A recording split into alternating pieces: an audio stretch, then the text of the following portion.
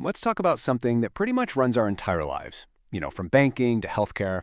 It's something we really only think about when it breaks. Software reliability. What does it actually mean for all that code we depend on to be, well, trustworthy?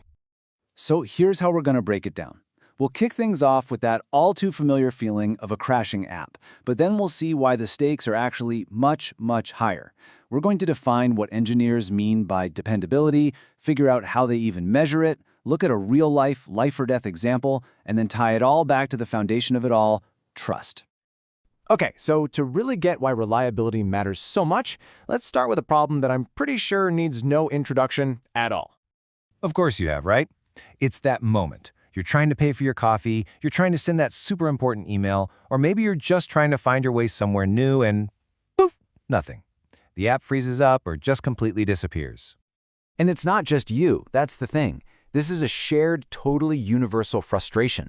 It's like this constant little reminder that the software we lean on so heavily doesn't always have our back, and that really chips away at our satisfaction and, our trust in it. But what happens when these failures go from being just, super annoying to having really serious consequences?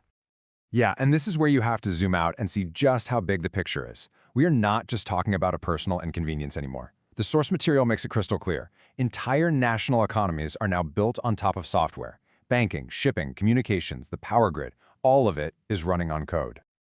So here's the kicker. This unreliability, it isn't just bad luck. A lot of the time, it's a direct result of not using professional software engineering practices.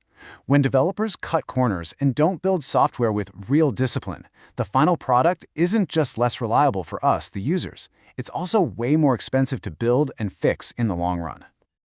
Okay, so this brings us to a really important idea. To actually solve this problem, engineers need a much clearer, more precise way to talk about good software than just saying, it works. And that term is dependability. It's a huge concept in software engineering, and it goes way beyond just making sure the software does what it's supposed to do. It's really about building trust. It means designing software so that it won't cause physical or financial harm, especially when things inevitably go wrong. Right?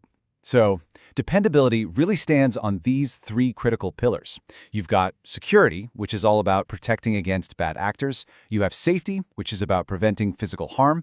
And then you have reliability, our focus today, which is about the software doing what it's supposed to, consistently over time. And really, you can't have a truly dependable system without all three working together. So if reliability is that important, how do engineers turn this big idea into something they can actually build and improve? Well, it all starts with measuring what actually matters. And this is such a crucial shift in how you think about it. For a professional engineer, reliability isn't just some vague hope. It's not about crossing your fingers and praying the app doesn't crash. No, it's a measurable, concrete discipline with very specific targets. Exactly. There's that old saying, right? If you can't measure it, you can't improve it. So how on earth do you put a number on something as complex as reliability? Well, they do it with metrics just like these. Mean time to failure is just what it sounds like. On average, how long can the software run before it breaks? That's hugely important for something like a server that needs to stay up for months at a time. Then you've got availability. What percentage of the time is the system actually online and working? Super critical for a website or a cloud service. See, these aren't feelings. They are the cold, hard numbers that define our actual experience as users. And these numbers, they're not just for some technical report buried in a folder somewhere. They have profound, real-world consequences, especially when the stakes are incredibly high. Let's take a look at a case study from the source material, a personal insulin pump.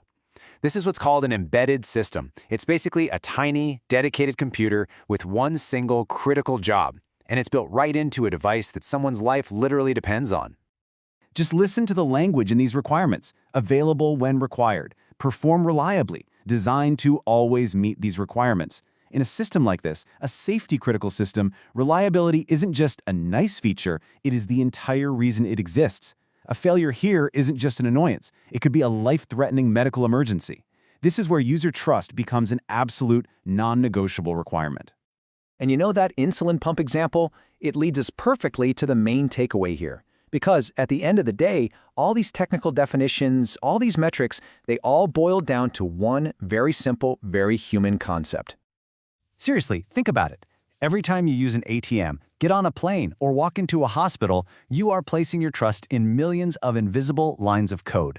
Our whole modern world is built on this collective assumption that all of this software is, for the most part, reliable. This quote from the source material just nails it. Reliability isn't just good engineering practice, it's a social necessity. It is the technical foundation for the trust we have to place in the digital world that's all around us. So we'll just leave you with this question to think about. The next time you open an app or use any kind of digital service, just take a second to think about that incredibly complex chain of dependability, reliability, and engineering that makes it all possible. How much trust are you really placing in that code? And has it truly been earned?